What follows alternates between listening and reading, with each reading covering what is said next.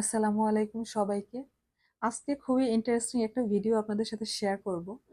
আর এই ভিডিওটা হচ্ছে আমি প্রায় 1 মাস আগে দুইটা ছোট ছোট মুরগির বাচ্চা নিয়ে আসছিলাম।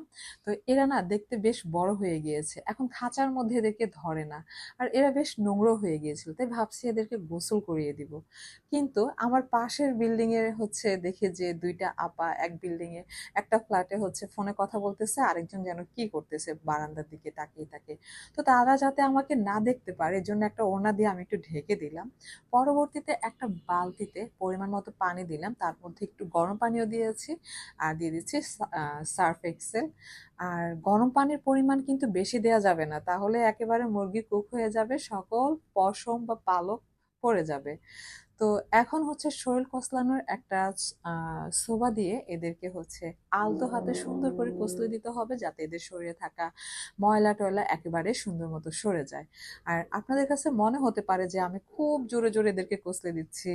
আসলে আমি ভিডিওর স্পিডটা একটু বাড়িয়ে দিয়েছি, যার কারণে এরকম মনে হচ্ছে।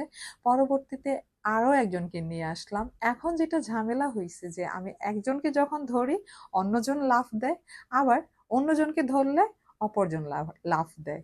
এদিকে দেখি যে তাদের নখগুলো একটু কেটে দেওয়ার দরকার, মূলত এদের নখ কাটা দরকার হয় না, কিন্তু আমি যখন এদেরকে ধরে আদর করতে যাই তখন এরা আমার হাতে খামচি দিয়ে দেয়, যার জন্য একটু নখও কেটে দিলাম। এখন পরিষ্কার পানিতে সুন্দর করে গোসল করিয়ে দিয়ে তারপরে একটা কাপড় দিয়ে এদেরকে জড়িয়ে দিলাম। এখন এদেরকে রেস্টে রেখে দিব 10 মিনিটের জন্য, আসলে রান্নার জন্য না। এদেরকে রেস্টে রাখবো এদের শরীরে থাকা অতিরিক্ত পানি যাতে এই কাপড়টাতে শুষে নেয়।